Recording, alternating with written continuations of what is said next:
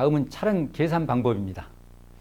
제작 연도에 등록된 자동차는 최초 신규 등록일이 되겠고, 제작 연도에 등록되지 아니한 자동차는 제작 연도 말일이 기산점이 되겠습니다. 이것은 자동차관리법 시행령 제3조 규정에 의한다고 할 수 있습니다. 다음은 차량의 연장입니다. 자동차의 제작, 조립의 중단, 또 출고 지연 등 부득이한 사유로 자동차의 공급이 현저히 곤란하다고 인정하는 때는 6개월 범위 내에서 차량이 연장이 가능합니다. 또 이런 경우가 있습니다. 시도지사가 당해 시도의 자동차 운행 여건 등을 고려해서 당해 시도의 공보에 차량 연장 등에 관한 고시를 한 경우는 최초 차량이 만료되기 전 2개월 이내에 고시를 해야 되겠죠. 이런 경우는 고시에서 정한 기간을 더해서 2년까지 연장할 수가 있습니다. 그러나 반드시 연장된 경우는 차량 기간 중에 승용자동차는 1년마다, 또 승합자동차는 6개월마다 자동차관리법에 따른 임시검사 또 정기검사를 받아서 그 기준에 적합할 때 운행이 가능합니다. 다음은 자가용 자동차의 사용 금지 또 운송 금지에 대해서 설명하겠습니다. 원칙적으로 자가용을 운송용에 제공하거나 또 임대를 불가하고 알선을 금지하도록 되어 있습니다. 그러나 외의 사항이 있습니다. 흔히 우리가 잘 알고 있는 승용차 출퇴근 시 이렇게 카풀을 하는 경우는 가능합니다. 또한 천재지변 또 이에 준하는 비상사태로 인해서 수송력이 공급이 급격히 증가할 때, 또 사업용 자동차 또 철도 대중교통수단 운행이 불가능해서 일시적인 대체 수송력 공급이 필요한 경우, 그리고 휴일이 연속되는 경우 수송 수요가 수송력 공급을 현저히 초과해서 일시적인 수송력 공급이 증가가 필요한 경우라든지, 또 학생 등하교 목적으로 통학버스를 운행하는 경우, 또 국가나 또 지방자치단체가 장애인 등 교통 편의를 위해서 운행하는 경우가 있습니다. 또 이런 경우가 있겠죠. 유치원, 어린이집, 학원 이런 시설에서 운행하는 자가용 자동차를 공동 소유하는 경우는 이렇게 유상으로 운송이 가능하다, 이렇게 말씀드릴 수가 있습니다. 자가용으로 노선 운행 금지 조항이 있습니다.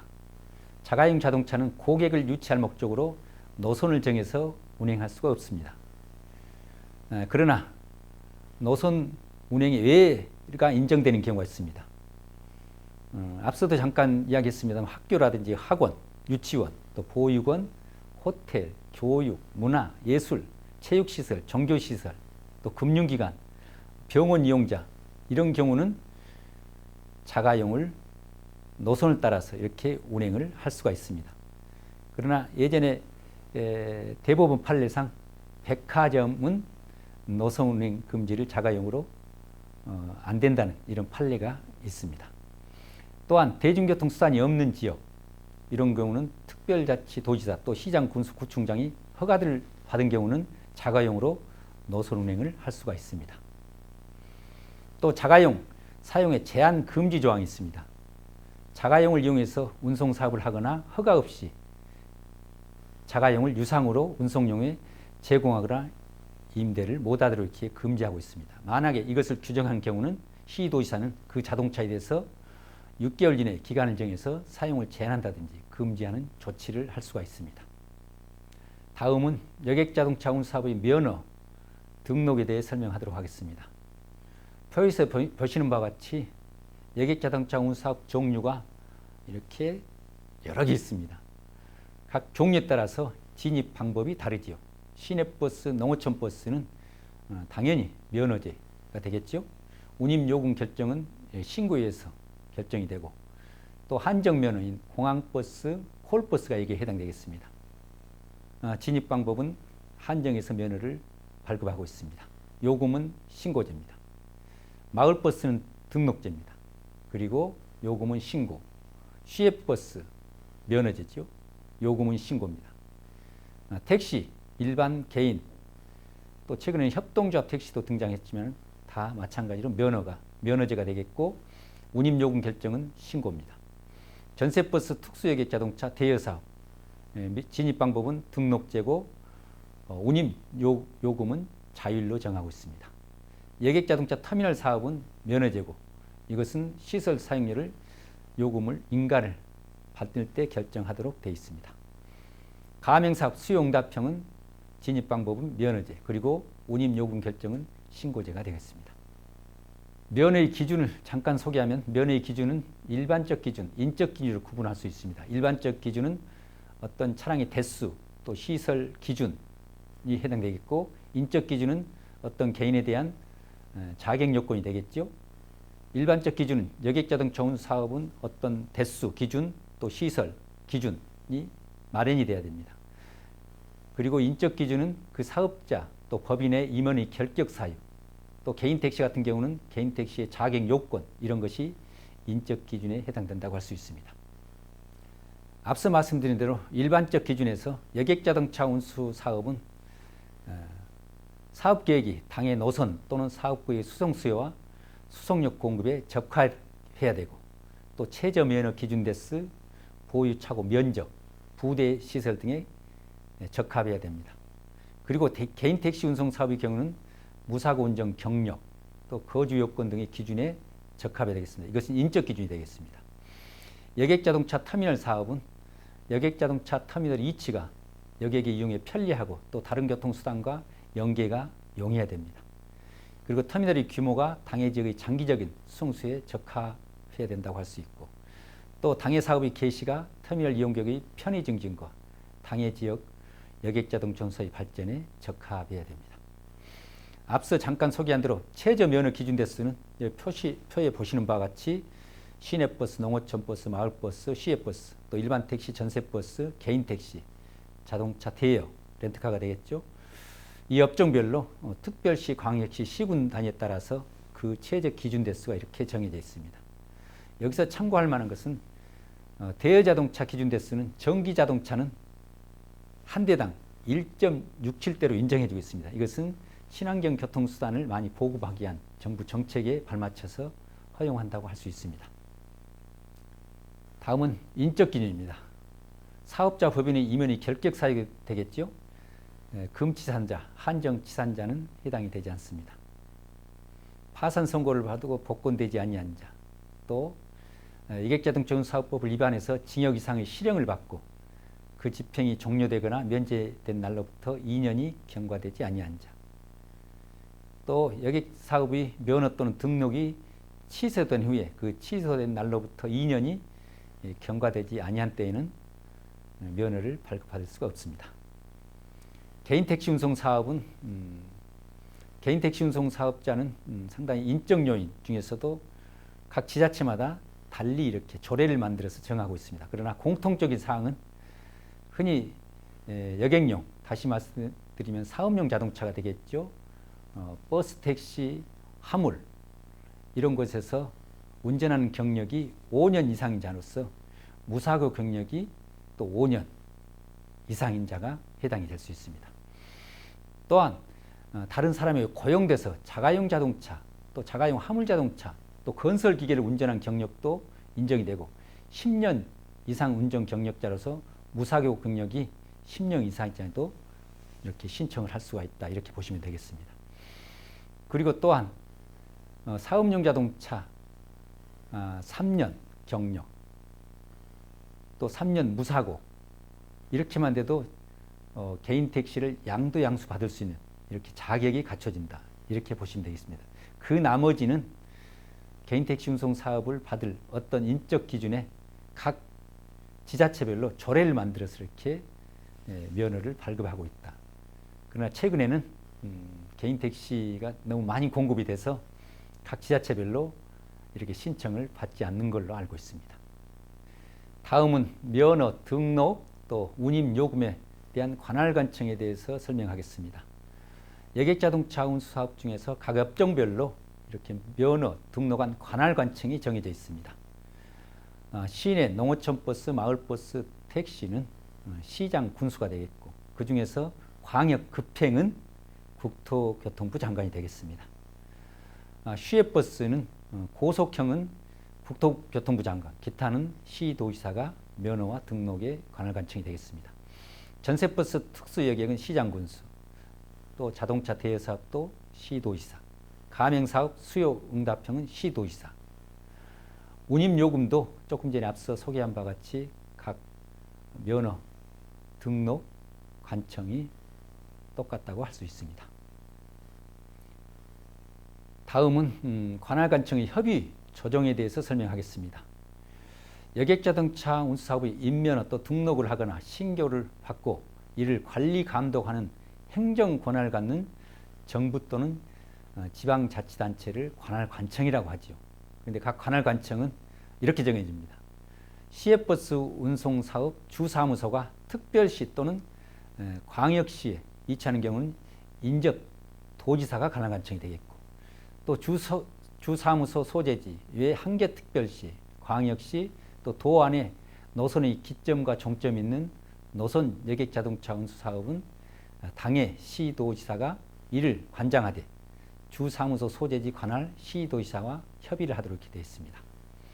또 영업소, 터미널, 정류소, 차고 및 기타 운송 부대 시설은 시설 소재지를 관할하는 시도지사가 관할관청이 되겠습니다.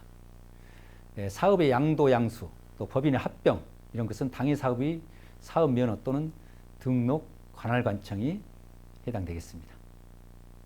다음은 관할관청 간의 협의 내용을 소개하겠습니다. 노선여객자동차 운사업을 관할하는 시도지사는 노선이 2개 이상 시도에 걸치는 경우에는 노선의 신설 또는 변경, 노선과 관계되는 사업계획 변경 인가 때는 반드시 주관할관청이 미리 관계 시도지사와 협의하도록 되어 있습니다. 물론 협의가 잘 되겠지만 협의가 잘 안 될 경우는 중앙정부의 조정이 필요합니다. 앞서 말씀드린 대로 2개 이상의 시도에 걸친 여객자동차 운사업의 사업계획 변경, 개선 명령 이렇게 사업구역 조정이 시도지사 간에 협의가 되지 않을 경우는 반드시 국토교통부 장관이 나서서 조정하도록 되어 있습니다. 이번 시간에는 여객자동차 운수사업법 중에서도 운송사업자의 준수사항, 또 직접 운전하는 운수종사자의 준수사항에 대해서 소개하도록 하겠습니다. 먼저 운송사업자의 준수사항입니다. 그 첫 번째로 운수종사자의 요건을 갖춘 자만 운전 업무에 종사해야 한다라고 이렇게 되어 있습니다. 그리고 자석안전띠가 정상 작동, 또 여객자동차 운송사업자는 반드시 자석안전띠 착용 교육을 이렇게 하도록 되어 있습니다. 그 시기는 매 분기 1회, 그리고 안내 방법이나 안내 시기 이런 것을 교육하도록 되어 있고, 그리고 일반 택시는 운전석 또 그 옆좌석에 에어백 설치를 의무화하고 있습니다. 그리고 전세버스 사업자는 이용자 요청 또 계약 체결 시 차량이라든지 운전자의 정보를 제공하도록 되어 있습니다. 이런 것이죠. 종사자의 자격, 또 차량, 또 운행거리 기준 준수, 보험 가입 유무, 또 채용일, 또 교육 이수 문제, 그리고 음주운전 경력, 범칙금 납부 내역, 또 자동차 검사 만료일 이런 것을 이용자 요청에 따라서 제공하도록 되어 있습니다. 그리고 운수종사자는 반드시 운행 전에 음주 여부를 확인하고 또 이를 기록하고 확인 결과 음주로 안전한 운전이 할 수 없다고 판단될 경우는 차량 운행을 해서는 안 된다라고 이렇게 준수사항에 명시되어 있습니다. 그리고 여섯 번째는 운수 종사자에게 안전운전에 필요한 충분한 휴식을 보장하도록 이렇게 되어 있습니다.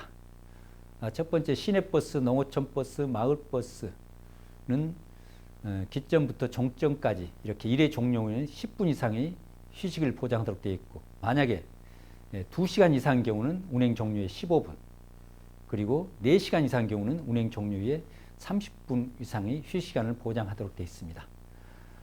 그러나 노선의 그 특별성을 고려해서 시군구 조례로 정하는 경우는 휴식시간을 이렇게 탄력적으로 정할 수도 있습니다. 그리고 시외버스, 전세버스는 기점부터 종점까지 1회 운행 종료 후는 도착 후에 15분 이상의 휴식시간을 보장하도록 되어 있습니다. 만약에 운수 종사자가 휴식 없이 2시간 이상 연속 운전하는 경우는 휴게소 등에서 반드시 15분 이상의 휴식시간을 보장하도록 되어 있고, 천재지변, 또 교통사고, 차량 고장 등으로 연장 운행이 필요한 경우는 1시간 연장 운행을 할 수가 있고, 운행 종료에는 이때는 30분 이상 휴식을 보장하도록 되어 있습니다. 그리고 공통사항으로 모든 운전자가 마지막 운행 종료 후 그 다음날 다시 운행에 시작할 때는 까지 시간을 최소한 8시간 이렇게 휴식 시간을 보장하도록 되어 있습니다. 그러나 광역 급행형 또 직행 좌석형 시내버스는 10시간 이상 휴식을 보장하도록 명시하고 있습니다. 다음은 중대한 교통사고 시 조치 및 보고입니다. 전복사고, 또 화재가 발생한 사고, 중대한 교통사고. 여기서 중대한 교통사고라는 것은 사망자 2명 이상, 그리고 사망자 1명과 중상자 3명 이상, 그리고 중상자 6명 이상, 이런 사고가 되겠죠. 이때는 반드시 24시간 이내에 그 사고 일시, 장소, 피해 상황 등을 보고하고 72시간 이내에 사고 보고서를 작성해서 관할 시도의사에 이렇게 보고하도록 되어 있습니다. 그리고 사고 발생 시 조치는 사상자가 발생한 경우는 신속하게 유류품을 관리하고, 또 운행을 재개할 수 없을 경우는 대체 운송 수단을 확보해서 운행을 재개하고, 또 신속한 응급 수상 수단을 마련해서 응급 환자를 수송해야 되겠죠. 그리고 가족이나 연고지의 신속한 통지, 그리고 그 밖에 사상자를 보호하는 필요한 조치 등을 하도록 운수 사업자 준수 사항에 명시되어 있습니다. 다음은 운수 종사자의 관리입니다. 가장 먼저 운전 업무 종사 자격입니다. 법 24조에 여객자동차 운수사업용 자동차 운전 업무에 종사하려는 자는 다음 요건을 갖춰야 됩니다. 그 첫 번째가 사업용 자동차를 운전하기에 적합한 운전면허를 보유하고 있어야 되겠고, 그리고 만 20세 이상 운전 경력 1년 이상이 있어야 됩니다. 그리고 국토교통부 장관이 정하는 운전 적성에 대한 정밀검사 기준 또는 화물자동차 운수사업법 시행규칙에 따라서 운전 적성에 대한 정밀검사 기준에 적합해야 됩니다. 이 운전 정밀검사에 적합 판정을 받은 사람은 반드시 버스는 버스 자격, 또 경우에 따라서 화물도 화물 자격을 취득해서 이 운전 업무에 종사하도록 되어 있습니다. 자격시험은 필기시험이 있고, 또 경우에 따라서는 교통안전 체험교육을 3일간 수료하고 소정의 평가를 거쳐서 자격을 취득하는 방법이 있습니다. 다음은 정밀검사는 그 기기형 검사와 필기형 검사를 구분하는데, 정밀검사 종류는 이렇게 3가지 검사가 있습니다. 신규검사, 특별검사, 자격유지검사가 있습니다. 신규검사는 신규로 여객자동차 운수사업용 자동차를 운전하려는 자, 그리고 신규 검사를 받은 날로부터 3년이 지났지만은 취업을 하지 않을 경우 재취업을 할 때는 다시 신규 검사를 받아야 됩니다. 그리고 신규 검사 적합 판정을 받은 자로서 정밀 검사 받은 날로부터 3년 이내에 취업을 하지 않을 때는 다시 또 신규 검사를 받고 사업용 자동차 운전 업무에 종사하도록 이렇게 되어 있습니다. 특별 검사를 받을 대상은 중상 이상의 사상 사고를 일으킨 자, 그리고 과거 1년간 도로교통법 시행규칙에 따라서 운전면허 행정처분 기준에 따라서 누산 점수가 81점 이상인 자, 그리고 질병이라든지 과로, 또 어떤 사유로 인해서 안전운전을 할 수 없다고 인정되는 자는 운송사업자가 특별검사 신청을 하게 되면 받도록 이렇게 하고 있습니다. 또한 질병, 과로, 또 어떤 안전운전을 할 수 없다고 인정되는 때는 운송사업자가 신청을 해서 특별검사를 받도록 하고 있습니다. 자격유지검사는 65세 이상 70세 미만인 사업용 운전자는 3년이 지나면 자격유지검사를 받아야 됩니다. 또 70세 이상인 사람은 1년에 한 번씩 이렇게 받도록 하고 있습니다. 다음은 두 번째, 운수종사자의 교육입니다.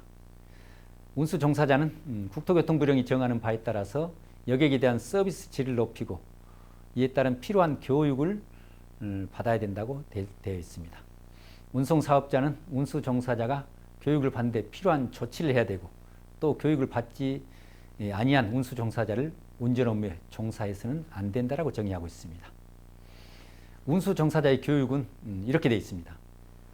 운송사업자는 새로 채용한 신규 채용자가 되겠죠. 16시간 교육을 받도록 해야 됩니다.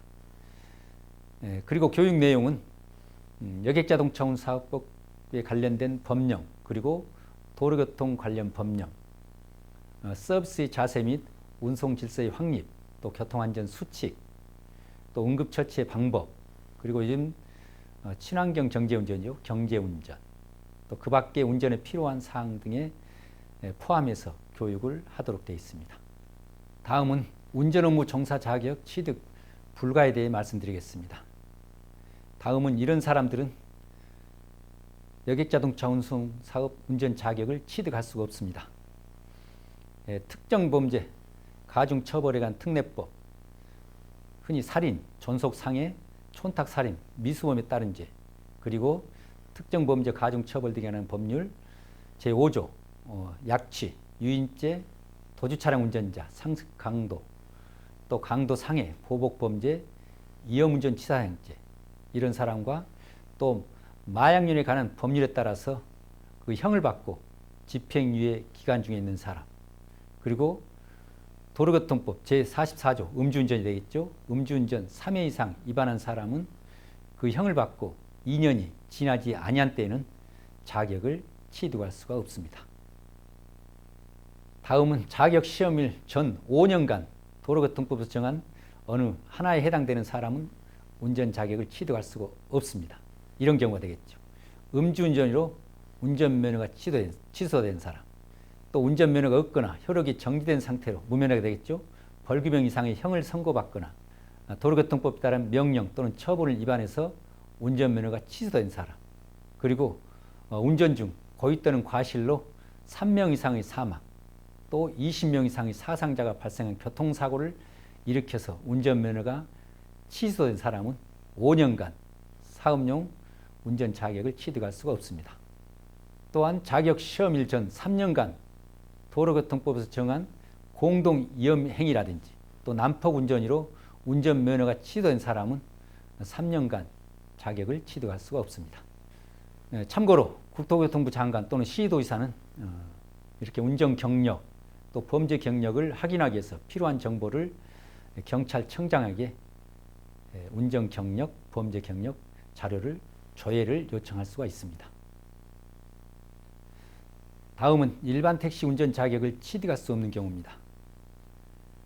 특히 특정 강력범죄, 마약류 범죄, 또 상습, 야간 주거침입 절도죄, 그리고 성폭력 범죄의 처벌 등에 관한 특별법에 따라서 그 집행유예 기간 중에 있는 사람이라든지 또 그 형을 받고 그 형이 면제된 날로부터 20년이 지나지 아니한 사람들은 일반 택시 운전 자격을 취득할 수가 없습니다. 다음은 운송사업자 및 운수종사자 준수사항입니다. 먼저 운송사업자 준수사항입니다. 일반적인 준수사항이 되겠습니다. 운송사업자는 노약자, 장애인 등에 대해서 특별한 편의를 제공해야 합니다. 또 운송사업자는 여객에 대한 서비스 향상을 위해서 관할관청이 필요하다고 인정하는 경우는 운수 종사자로 하여금 지정된 복장, 모자를 착용하게 할 수도 있습니다. 운송사업자는 자동차를 항상 깨끗하게 유지하고 또 관할관청이 단독으로 실시하거나 또 관할관청과 조합이 합동으로 실시하는 청결 상태 등의 확인을 받아야 됩니다. 또한 운송사업자는 승객이 자동차 안에서 쉽게 볼 수 있는 위치에 이런 회사명, 그리고 자동차의 번호, 운전자의 성명, 또 불편사항 연락처, 차고지 등을 적은 표지판, 그리고 운행 개통도, 또 노선 운송 사업자만 해당되겠죠. 이런 것을 게시하도록 되어 있습니다. 또 운송 사업자는 운수 종사자로 하여금 여객을 운송할 때 다음 사항을 성실히 지키도록 이렇게 지도하고 감독이 됩니다. 어떤 사항이냐? 첫 번째가 정류소에서 주차 또는 정차할 때는 질서를 문란하게 하는 일이 없도록 할 것. 그리고 정비가 불량한 사업용 자동차를 운행하지 않도록 할 것. 그리고 위험 방지를 위해서 운송사업자, 경찰 공무원, 도로관리청 등의 조치에 응할 것. 교통사고를 일으켰을 때는 긴급조치 및 신고의 의무를 충실히 이행할 것. 그리고 자동차의 차체가 흘렀거나 망가진 상태로 운행하지 않도록 할 것. 이런 사항을 철저히 지도 감독해야 됩니다. 다음은 운수 종사자의 준수사항입니다. 첫 번째로 운수 종사자는 정당한 사유 없이 여객의 승차를 거부하거나 여객을 중도에 내리는 행위를 해서는 안 됩니다.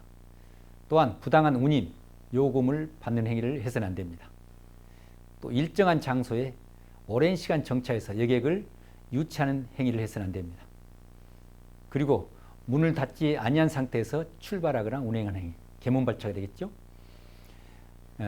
다음은 여객이 승하차 전에 자동차를 출발하거나 승하차할 여객이 있는데도 정차하지 아니하고 정류소를 지나치는 행위, 그리고 안내방송을 하지 않는 행위, 여객자동차 운수사업용 자동차 안에서 흡연하는 행위, 그리고 휴식시간을 준수하지 않는 행위, 그리고 수익금을 전액을 운송사업자에게 반드시 내야 되도록 이렇게 준시사항에 명시되어 있습니다. 다음은 자동차에 대한 운송사업자, 운수종사자 준수사항입니다. 택시입니다. 택시 안에 여객이 쉽게 볼 수 있는 위치에 미터기를 반드시 설치해야 됩니다. 그리고 모범, 대형, 또 고급형에는 요금 영수증 발급과 또 신용카드 결제가 가능하도록 관련 기기를 설치해야 되고, 또 택시 안에는 반드시 난방, 냉방 장치를 설치해야 됩니다. 그리고 택시 입부분에는 택시임을 표시하는 설비를 설치하고, 또 빈차로 운행 중일 때는 빈차임을 알 수 있도록 하는 조명 장치가 자동으로 작동되는 설비를 갖춰야 됩니다. 모범 택시, 대형 택시, 또 고급형 택시에는 호출 설비를 갖추도록 되어 있습니다. 또한 택시 운송 사업자는 택시 미터기에서 생성되는 택시 운송 사업용 자동차의 운행 정보를 수집, 저장 장치, 또 조작을 막을 수 있는 장치를 반드시 갖추도록 되어 있습니다. 전세버스입니다. 전세버스는 반드시 난방, 냉방 장치를 설치해야 됩니다. 그리고 앞바퀴는 재생 타이어를 절대로 사용해서는 안 되고, 또 앞바퀴 타이어에는 투브레스 타이어를 사용하도록 되어 있습니다. 그리고 13세 미만 어린이 통학을 위해서 학교 및 보육시설의 장과 운송 계약을 체결하고 운행하는 전세버스의 경우에는 도로교통법에 따라서 반드시 어린이 통학버스를 신고해야만이 어린이 통학버스 보호를 받을 수가 있습니다. 다음은 운수종사자의 준수사항입니다. 일반적인 준수사항입니다. 여객의 안전과 사고 예방을 위해서 운행 전 사업용 자동차의 안전설비, 또 등화장치 등의 이상 여부를 반드시 확인해야 됩니다. 그리고 질병, 피로, 또 음주나 그 밖의 사유로 인해서 안전한 운전을 할 수 없을 때는 그 사정을 해당 운송사업자에게 반드시 알려줘야 됩니다. 그리고 자동차 운행 중 중대한 고장이 발생하거나 사고가 발생할 우려가 있다고 인정될 때는 즉시 운행을 중지하고 적절한 조치를 취해야 됩니다. 또는 운전 업무 중 해당 도로에 이상이 있었던 경우에는 운전 업무를 마치고 교대할 때는 다음 운전자에게 반드시 알리도록 이렇게 하고 있습니다. 그리고 여객이 다음 행위를 할 때는 안전운행과 다른 여객의 편의를 위해서 이를 제지하고 필요한 사항을 안내하도록 되어 있습니다. 이런 경우죠. 다른 여객에게 위해를 끼칠 우려가 있는 폭발성 물질, 또 인화성 물질 등의 위험물을 자동차 안으로 가지고 들어오는 행위, 또 다른 여객에게 위해를 끼치거나 불쾌감을 줄 우려가 있는 동물을 차 안으로 데리고 들어오는 행위, 또 자동차의 출입구 또는 통로를 막을 우려가 있는 물품을 자동차 안으로 가지고 들어오는 행위에 대해서는 이를 제지하고 필요한 사항을 안내하도록 되어 있습니다. 다음은 운수종사자 준수사항으로 관계 공무원으로부터 운전면허증 또 신분증, 자격증 제수 요구를 받으면 즉시 이에 따르도록 되어 있습니다. 여객이 있는 때에는 버스, 택시 안에서 담배를 피워서는 안 됩니다. 사고로 인해서 사상자가 발생하거나 사업용 자동차 운행을 중단할 때에는 앞서 말씀드린 대로 이에 대한 조치, 또 사고 상황에 대한 적절한 조치를 취하도록 되어 있습니다. 그리고 영수증 발급기 및 신용카드 결제기를 설치하는 택시의 경우는 승객이 요구하게 되면 영수증을 발급한다든지 또 신용카드 결제에 반드시 응하도록 되어 있습니다. 또한 관할거층이 필요하다고 인정해서 복장, 모자를 지정할 경우는 그 지정된 복장과 모자를 착용하고 용모를 항상 단정하게 해야 됩니다. 그리고 택시 운송 사업 운수 종사자는 승객이 탑승하고 있는 동안에 미터기를 반드시 사용해서 운행하도록 이렇게 규정하고 있습니다. 다음은 여객의 준수사항입니다. 최고 속도, 도로 요건 등을 고려해서 좌석 안전띠를 반드시 착용해야 됩니다. 광역 급행형 시내버스, 또 시외버스, 일반 택시, 개인 택시, 전세버스, 장의차는 반드시 안전띠를 착용하도록 되어 있습니다. 또한 여객은 여객자동차 운송 자동차 안에서 흡연을 해서는 안 된다라고 이렇게 준수사항에 명시되어 있습니다. 지금까지 여객자동차 운수사법에 대해서 소개했습니다. 운수종사자 여러분, 여객 운송 사업은 공공복리 증진 사업입니다. 공공복리는 교통 서비스를 창출해서 제공할 책임과 의무가 있습니다. 현장에서 교통 서비스를 창출하는 데 최선을 다해 주시기 바랍니다. 감사합니다.